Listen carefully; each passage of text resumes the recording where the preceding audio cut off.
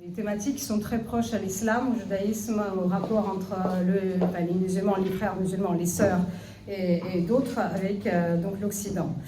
Et je vais le faire aujourd'hui un peu à travers les yeux d'un psychanalyste et d'un philosophe que vous connaissez peut-être, Daniel Sibouni, dont les lectures m'ont inspiré plusieurs analyses que je vais vous présenter. Je ne vais pas vous faire le résumé de ses œuvres, mais je vais analyser plusieurs événements à travers ce qu'il propose comme analyse. Donc je commencerai par la citation de son ouvrage « Le grand malentendu, l'islam, l'Israël, l'Occident » dont je parlerai dans une minute. Il faut de tout pour faire un monde qui tournera comme il peut, et s'il tourne parfois très mal, c'est souvent grâce aux mesures que prennent les belles âmes pour le faire tourner mieux. Donc là, ça vous donne le ton à peu près. Et donc, j'ai décidé de vous présenter plusieurs événements qu'on peut analyser à travers ce qu'il a écrit dans ses plusieurs ouvrages. Ces événements sont les suivants. Nous commençons par quelque chose qui s'est passé il y a très longtemps. C'est le meurtre à Toulouse par Mohamed Merah, qui a tué plusieurs enfants juifs et deux policiers, et qui a laissé, avant d'être abattu par le raid, un enregistrement qui a été publié par Libération. Donc je vais y revenir.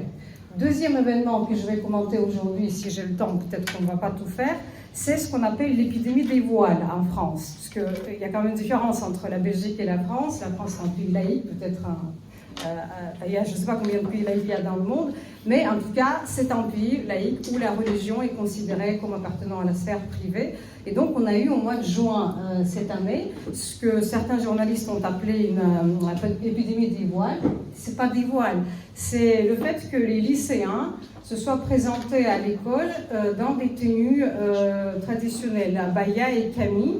Et donc, ils ont enfreint la loi, parce que selon la loi française, comme vous le savez très bien, on ne peut pas porter de manière ostensible les signes religieux au sein des espaces publics. Et l'école, c'est un espace public. Et donc, ça a été commenté par plusieurs journaux, et donc je vais y revenir. Troisième série d'événements, c'est des faits divers dont on n'a pas parlé beaucoup dans la presse. Ce sont des défenestrations et des égorgements dont vous avez peut-être entendu parler. Donc, il y a un médecin militaire, Alban Gervais, qui a été égorgé sous les yeux de ses enfants. Et à peu près en même temps, c'était un vieux monsieur juif qui a été défenestré par son voisin musulman. Et ça s'est passé au mois de mai. Donc, ça a été relégué au statut des faits divers et personne n'en a parlé. Bon, alors ce qui est très intéressant, c'est que dans les deux cas, on a parlé d'abord des détraqués.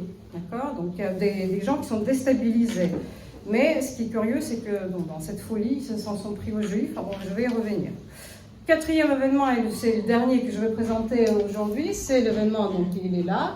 Ça s'est passé à Betzalel, à Jérusalem, à l'Académie des Beaux-Arts, donc très loin de chez nous. Et c'est un événement intéressant. Donc, ce que je vous décris, c'est pareil, au mois de mai. Au mois de mai, il y avait une série d'attaques en Israël, attaques terroristes, vraiment sanglantes. Et en même temps, il y avait un étudiant, Betzalel, c'était l'Académie des Beaux-Arts, la plus connue en Israël, et donc il y avait un étudiant qui était, lui, frère musulman, et qui glorifiait les événements sur les réseaux sociaux, qui soutenait de manière ouverte les shahidim, les martyrs. Et donc, certains étudiants ont protesté contre cette glorification ouverte, parce que vous imaginez, si Jean glorifie les terroristes, je ne sais pas, peut-être que demain, sous un accès de sacré, il va aussi passer à l'acte. Et donc, ils ont protesté. Alors, l'administration a décidé d'exclure cet étudiant arabe qui a soutenu les terroristes, et ça a provoqué des manifestations de ses camarades arabes, mais aussi de certains juifs qui font partie des ONG pro-palestiniennes. Ils ont appelé un avocat, donc ça c'était la manifestation à l'Académie des Beaux-Arts, pour dire que Israël c'est un État terroriste, parce que ce garçon a été exclu pour 15 jours. Et donc l'avocat a statué son retour. Mais qu'est-ce qui s'est passé après le retour de ce garçon? Il y avait des étudiants juifs qui ont protesté parce qu'ils avaient peur, une vraie peur. Et il y en avait un qui, en voyant donc, le garçon qui supportait les terroristes revenir, et il l'a vu avec une tasse de café, et donc il a renversé sa tasse de café. Un geste de protestation en disant « Mais qu'est-ce que tu fais ici? Si tu n'es pas content avec nous, eh bien, ce n'est pas ta place ici. » eh bien cet étudiant juif a été exclu à tout jamais de l'académie avec, aujourd'hui, il y a des discussions si oui ou non il a le droit de se réinscrire dans un établissement juif parce qu'il a été accusé de racisme identitaire. Donc vous voyez, nous en sommes là. Donc 4 événements différents donc, qui se passent dans les pays différents. Et donc on peut se demander, mais enfin, pourquoi j'en parle? Qu'est-ce qu'il y a de commun de ces événements? Et donc si on essaie de faire un raisonnement qui n'est pas dans l'immédiat de ces choses, mais si on essaie de se poser des questions que pose d'ailleurs Daniel Sibony sur les raisons, ou peut-être les raisons, les origines. Les origines qui peuvent être historiques, symboliques, peut-être religieuses, de tout ce dont on a parlé ici, peut-être qu'on pourrait construire un raisonnement intéressant. Et donc, je le fais aujourd'hui à travers ces 4 ouvrages. Le grand malentendu Islam, Israël, Occident, qui a été écrit en 2014, où Sibony était en Israël sous les roquettes du Hamas, et il écrivait des essais. Donc en fait, c'est un ensemble de textes où il analyse le conflit, si vous voulez, israélo-palestinien. Mais ce qu'il dit dans le livre, c'est que ce conflit dépasse les rapports entre les Israéliens et les Palestiniens, et c'est un conflit qui touche au rapport entre l'islam et l'Occident, c'est-à-dire qu'il y a une cause qu'il pense être religieuse. Parce que c'est le problème des existences, de l'acceptation de l'altérité. Deuxième ouvrage, Un certain vivre ensemble, musulmans et juifs dans le monde arabe, met en cause le mythe que vous connaissez peut-être de convivencia, c'est-à-dire de la coexistence paisible des Arabes et des Juifs dans le monde arabe. C'est pas le cas, parce qu'on sait que ça s'est mal terminé pour tout le monde. Il y avait un exode massif des Juifs des pays arabes, donc il en reste très peu. Et puis il y a aussi la disparition des communautés chrétiennes progressives que tout le monde connaît. Et donc ici dans ce livre, Sibony s'intéresse au problème, enfin le plus grand problème de l'islam, selon lui, c'est le rapport aux autres, les non-musulmans, d'accord ? Parce que Sibony, c'est quelqu'un qui connaît très bien l'arabe, qui a vécu au Maroc et qui est spécialiste à la fois de la pensée juive et de la pensée arabe aussi. Et donc, en fait, il dit que ce rapport aux autres qui est problématique est inscrit dans le texte fondateur, que personne n'interroge jamais, et c'est bien évidemment le texte du Coran. Et, selon lui, c'est un texte très important aujourd'hui dans l'évolution et dans la dynamique de la jeunesse musulmane. C'est-à-dire qu'on ne peut pas, comme ça, dire que c'est un texte obscurantiste et l'oublier. Il faut le lire pour comprendre pourquoi il agit aujourd'hui sur les jeunes. Coran et Bible en question-réponse, c'est un ouvrage intéressant où il y a vraiment l'analyse des rapports entre ces 2 textes, parce que, bon, on sait que la Bible hébraïque, elle vient 15 siècles avant le Coran, mais quand vous lisez le Coran, j'imagine que c'est le cas quand même de quelques personnes ici, notamment de Florence et de Fadila, et donc on voit très bien que le texte coranique appelle traîtres les Juifs, traîtres qui ont perverti la parole divine, la parole d'Allah, qui se veut une parole universelle. C'est ce que dit le Coran. D'accord ? Et donc le texte coranique accuse les Juifs d'effacer de la Bible le nom de Mohammed. Je n'ai pas ici le slide. Certains imams montrent les textes hébraïques comme ça, donc le texte hébraïque, en disant, vous voyez, il y a ici la racine de Mohammed. Et en fait, ils montrent, je sais pas, par exemple, le Cantique des Cantiques, ou la racine Hamad. C'est une racine hébraïque qui veut dire quelque chose de plaisant. Mais les gens ne connaissent pas les textes, alors on leur dit les Juifs sont trompeurs, ils vous ont trompé, ils vous ont escroqué en fait. Et ce qui oblige à penser aussi que le Coran a été écrit avant la Bible. Et donc c'est ce qu'on raconte aussi à beaucoup de jeunes musulmans.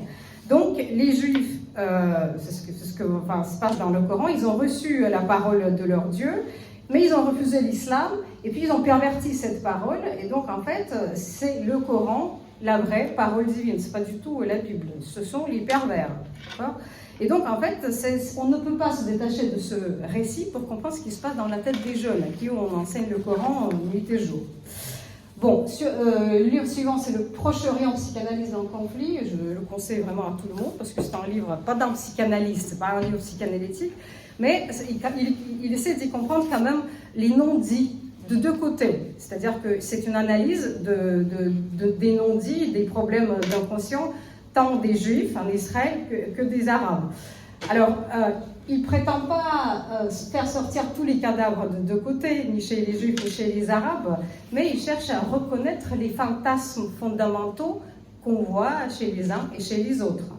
Et en fait, il s'intéresse, et c'est là où les linguistes s'intéressent à ce que font les psychanalystes, à la présentation verbale du conflit entre les Juifs et les Arabes, parce que quand on en parle en Europe, donc on a l'impression qu'il y a le tiers quand même dans ce conflit. C'est-à-dire qu'il y a les Palestiniens, il y a les Israéliens, il y a l'Europe qui présente le conflit, en disant qu'il s'agit des guerres de libération, de la lutte anticoloniale, de l'autre, de la guerre de religion, ça c'est rare, etc. Et donc en fait il dit dans ce livre que les racines de ce conflit ne peuvent pas être comprises, les racines, il insiste bien, si on ne comprend pas le symbolisme qui est derrière, et si on ignore la transmission des textes religieux aux musulmans. Bon, donc voici le cadre, et je vais rapidement, donc tu m'arrêtes si je commence à bavarder trop. Je passe pour commencer, je reviens à ce que disait Mohamed Merah, parce que ça c'est très intéressant, donc c'est le premier événement. Allez, voilà. Donc ça c'est un extrait de son discours. Il dit aux négociateurs du RAID, j'aurais aimé tuer des enfants si vous aurez pas tué nos enfants. J'ai tué des enfants juifs parce que mes petites sœurs, mes petits frères musulmans se font tuer. Donc moi je savais qu'en tuant que des militaires, des juifs, tout ça, d'accord, le message passerait mieux. Parce que si j'aurais tué des civils, la population française aurait dit que voilà, c'est un fou d'Al-Qaïda, c'est juste un terroriste. Il tue des civils, même si j'ai le droit. Mais le message, il est différent. J'ai tué des militaires et des juifs. Alors j'ai mis en bleu et en rouge des passages de son discours. Donc vous voyez que quand on tue les juifs, ça passe mieux auprès de la population juive. Parce que bon, tout le monde tue des juifs, et surtout les musulmans depuis longtemps. Donc le message, il passe quand même mieux. Donc première remarque, les militaires et les juifs ici sont mis ensemble parce que les deux ont, on dit, un trait de sens négatif. Les deux représentent une négativité. Ce sont les ennemis, d'accord ? Et puis il dit aussi, j'ai le droit. Alors de quel droit parle-t-il ? Ben, c'est le droit qui est donné par certains versets du Coran, c'est-à-dire qu'il est dit dans certains versets du Coran, par exemple, Sourate 46, verset 34-35, qu'il faut détruire le peuple pervers. Et le peuple pervers, c'est le peuple juif. Et puis il y a les chrétiens, mais ils viennent après. Et donc, Mohamed Merah, il grandit dans une famille qui est extrêmement religieuse, qui est très antisémite et qui fréquente la mosquée de manière très poussée. Et puis, bon, on connaît aussi son trajectoire. Alors, c'est intéressant ça. Donc, quand on regarde ce genre de texte, après, il y a eu d'autres meurtres. Et par exemple, il y a eu le meurtre de Samuel Paty. Donc, il n'était pas juif, mais Samuel Paty a fait quelque chose qui est proscrit par le Coran. Il a montré les caricatures du prophète. Or, la charia défend toute critique et toute représentation du prophète, et donc il a été égorgé. Alors, qui l'a égorgé ? Un musulman tchétchène, vous vous en souvenez peut-être, je pense qu'on en parlait partout, donc c'était un certain Abdullah Anzorov, et donc il l'égorge au nom de l'islam. Et il s'est trouvé quand même en France, et je pense partout, des anthropologues et des philosophes, pour justifier cet acte. Pas justifié, légitimé. On ne justifie pas un meurtre en disant que c'est un acte cet homme était désespéré, il était déraciné, il cherchait le sens à sa vie. Voilà. Donc, mais le type qui dit ça, le type c'est un anthropologue, Alain Berthaud, il n'a pas tort. Il n'a pas tort.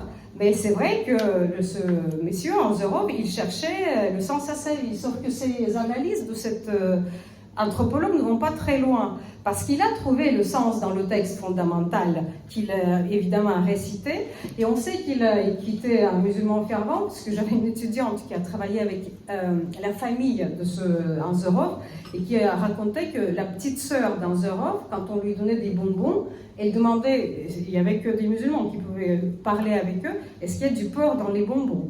Donc, c'est une famille qui était extrêmement religieuse. Et donc lui, oui, effectivement, en tant que déraciné, désespéré, si on tient compte de ces explications de l'anthropologue, on comprend que le meurtre, c'est une quête existentielle, selon cette interprétation. Le problème, c'est que les anthropologues n'ont pas parlé de la culture de cet homme, de sa famille, de son éducation, enfin de tout ce qu'il a fait. Et il continue, Berthaud, il dit que le vrai coupable de cette tragédie, c'est l'appréciation policière défaillante. Que c'est les flics en fait qui étaient coupables de ne pas l'arrêter. Et moi j'irais plus loin dans cette analyse en disant que non, c'était pas les flics, c'était l'État en fait qui était défaillant, parce que c'est l'appareil d'État. Parce que quand Anzorov tue Samuel Paty, il fait la guerre. Il participe au djihad, c'est-à-dire qu'il accomplit son devoir. D'accord ? Et l'État apprécie mal ce qui se passe. L'État ne s'y intéresse pas, pour des raisons qu'on va voir. Et donc finalement, ces tentatives de donner sens à la vie des gens sont devenues très nombreuses. En France, à partir de 2003, on assiste à des tueries que je vais peut-être mentionner ici. Et donc, finalement, si on adopte cette logique, bon, c'est quand même une justification de l'acte de tuer, d'accord? Donc, tout ce que dit Anzorov. Et donc, finalement, il y a autre chose. Samuel Paty croyait qu'il vivait sous la loi française. La loi qui, donc, non pas prône, mais qui oblige la société à se tenir à la laïcité. Or, il a été tué selon les lois de la charia. Il ne savait pas du tout qu'il lui pouvait arriver ça. Et donc, en fait, il y a un problème. Parce qu'on ne peut pas... La charia interdit de critiquer l'islam. Il y a une interdiction totale, et surtout pour les non-musulmans. Et vous voyez que quand on dit que l'islam comporte la charia et le djihad, c'est déjà la critique. Donc, on ne peut pas le dire. Enfin, en tout cas, je parle de l'Europe. Et alors, l'État n'interroge pas les convictions au nom desquelles Mera, Kouachi, Anzorov, etc. commettent leurs actes. Et il parle de l'islamophobie. Et Daniel Sibouni, lui aussi, il parle de l'islamophobie, sauf qu'il prend ce terme dans son sens étymologique, la peur de l'islam. Vous savez que ce terme est aussi manipulé, on n'en a pas parlé, mais on l'analyse par ailleurs. Et donc finalement, c'est ce qu'il dit ici. Je vais peut-être trouver la citation intéressante. Voilà. Donc il dit, à propos de l'islamophobie, ceci. Le pouvoir dans chaque pays d'Europe est donc coincé par une pression islamique qui à la fois lui fait peur, mais le dénonce parce qu'il a peur, puisque cette peur est la non-islamophobie. Donc vous voyez, ça c'est le terme est pris dans le sens vraiment étymologique. Et que c'est classé dans les phobies qu'il est honteux d'éprouver, qu'il n'y a donc pas à questionner. Ce coinçage arrange bien les responsables et les conforte dans leur posture phobique, où le plus fort feint d'oublier sa force, la force de la loi. Et il ne s'agit pas ici d'une loi symbolique, loi du père, machin, etc. Il s'agit d'une vraie loi qui n'est pas respectée. Et donc, il se conduit comme un être faible, sauf en parole. En parole, bon, on les entend tout le temps. Donc, ça, c'est le problème de ce dont il parle. Et donc, vous voyez, donc, la réalité est complexe, parce qu'il n'y a pas que les juifs qui sont tués, il y a tout le monde qui est tué, tous ceux qui ne respectent pas la loi de la charia. On en est là. C'est le premier cas, la première analyse. La deuxième cas de figure, c'est les voiles. D'accord ? Donc, on a ici l'épidémie des voiles. Et oui, alors autre chose, j'oublie d'ajouter que je vous ai parlé des origines islamiques du conflit israélo-palestinien. Quand on écoute, et nous on écoute, c'est notre travail, les représentants du Hamas, ils en parlent souvent. Ce n'est pas une invention de dire que le conflit entre les peuples, c'est un conflit territorial, politique. Non, il a aussi les racines religieuses, et voici la preuve. Younis Al-Rastal, c'est un député du Hamas, il le dit il y a quelques années, il ne fait aucun doute qu'en occupant cette terre, les Juifs l'ont remplie de corruption parce qu'Allah les a décrits en ces termes. Chaque fois qu'ils allument le feu de la guerre, Allah l'éteint. Ils s'efforcent de répandre la corruption sur la terre. Allah a dit qu'ils sont les pires créatures vivantes aux yeux d'Allah et qu'ils sont les plus forts dans l'inimitié à l'encontre des croyants. C'est-à-dire qu'il cite certains versets du Coran dans son discours politique. D'accord ? Donc, ça montre qu'on ne peut pas échapper à l'analyse du conflit des origines. Alors, les voiles. Et alors, je pensais en venant ici, parce que je préparais cet exposé avant ce qui s'est passé avec Masra Amini, que ça va calmer les gens et ça va peut-être arrêter certains défenseurs des voiles et des habits islamiques. Or non, pas du tout. Il a suffi de faire un petit tour sur le toile pour voir que non, pas du tout. C'est-à-dire que si vous avez tout un tas de gens dans les groupes islamophobie, hashtag la laïcité tue, etc., Caroline Forest qui en parle, le courage des Iraniennes nous rappelle la force universelle du féminisme. Bon, peu importe que ce soit des slogans aussi, mais le commentaire, c'est qu'il s'agit de l'impérialisme idéologique. Et donc ces gens-là sont des mots-là d'une laïcité dévoyée et raciste. Donc on en est là et c'est ce que Jean vous a exposé tout à l'heure. Alors, de quoi il s'agit ? Quand c'est arrivé, donc là c'était hier, donc finalement c'est reparti de plus belle. Et moi, je reviens à l'événement du mois de juin. Donc, en 2004, il y avait une loi qui interdisait les signes et tenues manifestant ostensiblement l'appartenance à la religion. On n'a pas des grosses croix comme ça, on n'a pas de kippa dans les espaces scolaires publics. Alors, que font les jeunes qui enfreignent cette loi? Qu'est-ce qu'ils font? Eux, ils ne revendiquent pas la loi de la charia. On n'est pas dans le même cas de figure qu'avec Arzerov. Non, pas du tout. Ils défient la loi laïque. C'est-à-dire que quand ils viennent en masse, il y avait toute une promotion des tenues islamiques sur les réseaux. En fait, la charia d'ailleurs ne préconise pas ces habits, si on regarde bien. Tu me dis si j'ai tort ou pas. Alors, ils testent l'altérité, ils testent l'autre, ils voient comment on va agir la loi. Et la loi ne dit rien. Parce que si vous dites quoi que ce soit, eh bien, tout de suite vous êtes accusé de racisme. Et dans certains établissements français, on a vu la réaction des recteurs qui disaient ben oui, mais c'est leur liberté de s'habiller comme ils veulent. Alors qu'il ne s'agit pas du tout de s'habiller comme ils veulent. Il s'agit de les provoquer. Et c'est très marrant parce que c'est ce que dit d'ailleurs, ce que montre Sibony. Cet autre-là, donc l'autre, l'occidental, ils savent très bien qu'il a peur. Et donc, en fait, ils testent la peur. Ils testent jusqu'où ils peuvent transgresser, tu parlais de la transgression tout à l'heure, et jusqu'où ils peuvent piétiner la loi. Parce qu'il s'agit là, ici, de la loi. Et alors, c'est possible parce que, justement, les institutions européennes, ils vivent par la peur. Ils sont dans la peur tout le temps. Et donc, on peut raisonner, si je fais un résumé du raisonnement européen, parce qu'on peut leur dire, mais il y a la loi, elle interdit quand même le port de ces vêtements. Vous avez le raisonnement suivant. Vous voulez qu'on soit strict, d'accord, qu'on applique la loi. Mais si on applique la loi, qu'est-ce qui va se passer? Il y aura quelqu'un qui va jeter une bombe dans le métro parisien ou ailleurs. Et donc, qu'est-ce qu'on va faire? C'est vous qui allez être coupable de cet acte. Vous voyez, ça, c'est le raisonnement de nos établissements. Et donc, en fait, on a ici affaire à ce que j'appelle un sophisme doxique. Donc, c'est un sophisme qui est devenu une sorte de doxa. Donc, s'il y a un risque que quelqu'un soit tué, et une rectrice de l'académie qui a résisté à ça a été menacée de mort, ceux qui veulent agir deviennent complices d'un meurtre. Ils l'auront voulu, ceux qui veulent que la loi soit respectée. Et donc, bon, en provoquant les musulmans, Sibony, parlant d'autre chose, dit autrement dit, ceux qui espèrent la loi deviennent coupables des sanctions qu'elle impose, ou de leurs effets. C'est pour ça qu'on a très peur, en général, d'agir. Voilà, et donc ça c'est la situation européenne, parce que l'establishment européen, français, belge, etc. dit surtout pas d'amalgame, surtout pas de stigmatisation.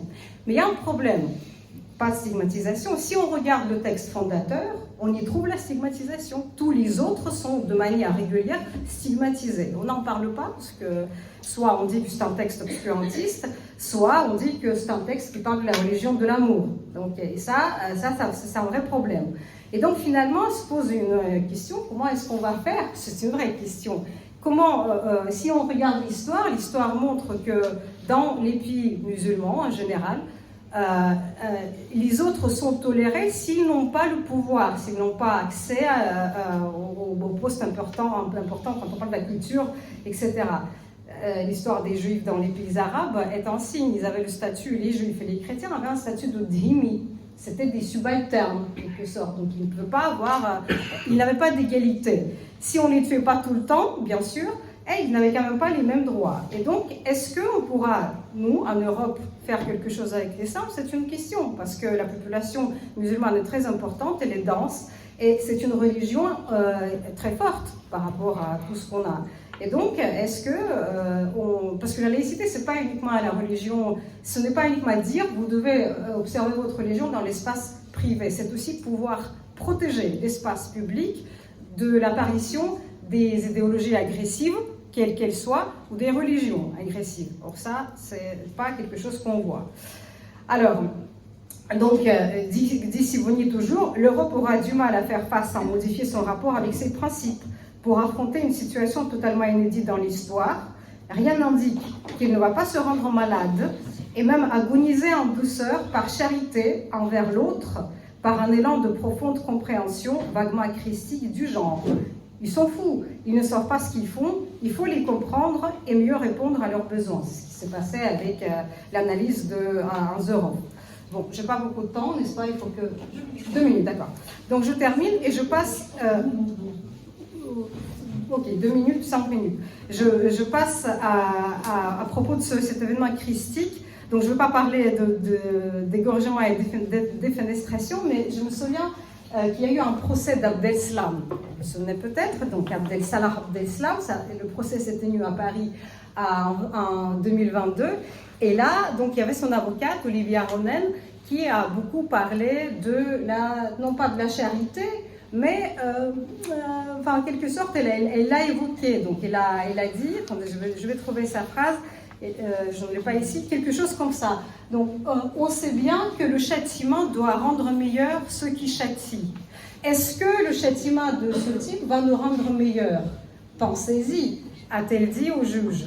Et donc, quand on y pense, on a l'impression qu'elle cite Saint Jean ou Saint Matthieu, parce que les miséricordieux auront la miséricorde de Dieu. Donc on en est là. C'est-à-dire que pas un mot sur ce qu'il a fait, est-ce que ça va nous rendre meilleurs? Donc c'est à la fois le problème du narcissisme. C'est chrétienne, cette dame? Non, elle est juive. Il y a le pardon. Oui, elle est juive, voilà. Elle est juive. Oui. Elle est avocate. Peu importe, voilà. Simplement, c'est une phrase qu'on a entendue lors du procès, d'accord? Donc, ce que je veux dire ici, de quoi ça parle? Ça parle de 2 choses. C'est une sorte de masochisme, mais c'est un masochisme narcissique, parce que c'est un discours aussi paternaliste, c'est-à-dire que nous sommes meilleurs, donc nous devons être plus forts et nous devons pardonner, voilà. Donc, il y a ça. Ça, c'était ce qu'il a dit pour Abdeslam. Je n'ai pas le temps de vous parler de ce qui s'est passé à Bezalel. Je veux juste dire un mot et là je termine. Il s'agit d'une sorte de montage pervers. Parce que vous voyez, le type qui a renversé une tasse de café, c'est un raciste identitaire. Le type qui a dit, bon, c'est bien de tuer les juifs, allez-y les gars. Lui, c'est même pas un voyou, c'est un libre penseur. On ne l'a même pas appelé un voyou, on a dit qu'il a le droit à la parole. L'autre, on l'a exclu de l'académie. Et pourquoi ? Parce que ça, c'est quand on est fort, on n'a pas le droit de nous défendre. On peut le faire quand on est mort. Ça, c'est le raisonnement de l'establishment là-bas, de la gauche. Et c'est pareil, c'est ce qu'on voit ici en Europe. C'est-à-dire que tant qu'un juif n'est pas mort, il ne peut pas se défendre. Et donc, pour conclure tout ce que je vous présente ici, il y a un autre ouvrage de Sibony dont je n'ai pas parlé, Les 3 monothéismes. Et donc, il dit, dernière phrase, je promets. L'origine de la haine, c'est la haine de l'origine. Tant qu'on n'aborde pas ces sujets en parlant des textes et de leurs origines, et le texte coranique, on l'entend quand même 5 fois par jour. Enfin, quand vous allez à Jérusalem, vous entendez le Muezzin 5 fois par jour. Vous entendez Allahu Akbar tout le temps. Et c'est ce que vous entendez, cet appel du sacré. C'est pas de l'obscurantisme. Quand on tue les gens au nom de l'Allah, c'est l'appel du sacré dont il s'agit. Donc, il faut peut-être interroger les origines. Et les interroger, c'est important, parce que ça ne veut pas dire, ça pourra permettre de faire plusieurs choses. Ce n'est pas en se haïssant son identité et en aimant l'autre, d'accord, qu'on pourra faire quelque chose, mais c'est en questionnant les origines des uns et des autres, sans être soumis, mais sans exclure aussi. Donc c'est ce mouvement-là qu'il faut faire, et pour ça, il faut peut-être ouvrir les yeux et donc être un peu honnête et curieux aussi de cet autre, dont on tient des discours paternalistes sans savoir ce que l'autre trame. Voilà, je vous remercie.